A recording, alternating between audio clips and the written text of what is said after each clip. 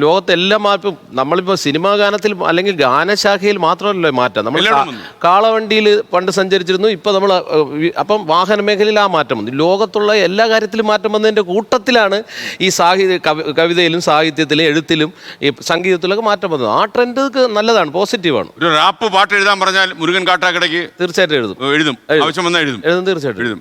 ഇപ്പൊ ഈ നമുക്കിപ്പോ ഈ നമ്മളെ വേടൻ, നമ്മളെ പയ്യൻ, അദ്ദേഹത്തിന്റെ പാട്ടുകൾ ഗംഭീരമായ വരികൾ അതിനകത്തുണ്ട്. നമ്മളതിന്റെ ബഹളത്തിനിടയിൽ ശ്രദ്ധിക്കാതെ പോകുന്ന എത്രയോ വരികയാണ്. ഇപ്പോൾ അദ്ദേഹത്തിന്റെ ഒരു പാട്ട് ഞാൻ ശ്രദ്ധിച്ചു, അതിനകത്ത് എഴുതിയിരിക്കുന്നത് അയാൾ പറഞ്ഞു ഒരുത്തി എന്ന് പാടുന്നുണ്ട്, അതിൻ്റെ ഇടയിൽ ഒരു തീ എന്നും കൂടെ പാടുന്നുണ്ട്.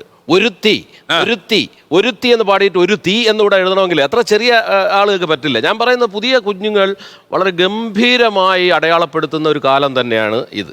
മുരുകൻ കാട്ടാക്കടയ്ക്ക് അടുത്ത കാലത്ത് എഴുതിയ കവിതകളിൽ ഈ പുതിയ കാലത്തിനോട് ഓരം ചേർന്ന് നിൽക്കുന്നു എന്ന് തോന്നിയ സംഭവം ഏതാണ്? നമ്മൾ അങ്ങനെ ഞാൻ പിന്നെ എഴുതുമ്പോൾ എനിക്ക് ഒരു പറയാനൊരു കാര്യമുണ്ടാവുകയും അത് പറയേണ്ട മാതിരി പറയുകയും ചെയ്യണമെന്ന് തോന്നുമ്പോൾ എഴുതുകയാണ് ചെയ്യുന്നത്. അപ്പോൾ ആ അർത്ഥത്തിൽ എല്ലാ കവിതകളെയും ഞാൻ ആ രീതിയിലാണ് കാണുന്നത്. പുതിയ ട്രെൻഡുമായിട്ട് അങ്ങനെ ഒരു സാധനം വരുന്നില്ല. അങ്ങനെ എൻ്റെ പിന്നെ ഇന്ത്യ എൻ്റെ സ്വന്തമെന്നു നെഞ്ചുറച്ചു ചൊല്ലുവാൻ കരുത്തു നേടണം നമുക്ക് കാവലാകണം.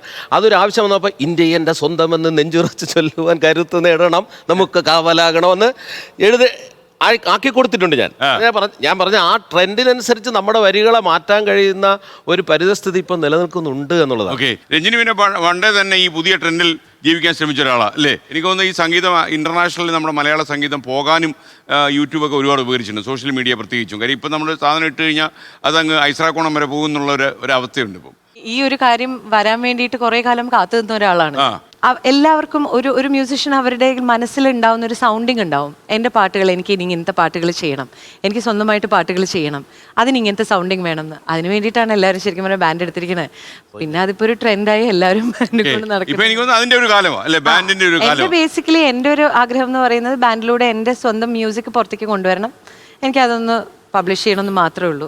ലോകത്തെവിടെയായാലും ഏത് സമയത്തും 24 വാർത്തകളും ഓഗ്മെന്റഡ് റിയാലിറ്റി പാക്കേജുകളും എക്സ്പ്ലെയിനറുകളും വിശദമായി കാണാൻ ഞങ്ങളുടെ യൂട്യൂബ് ചാനൽ നിങ്ങൾക്ക് സബ്സ്ക്രൈബ് ചെയ്യാം.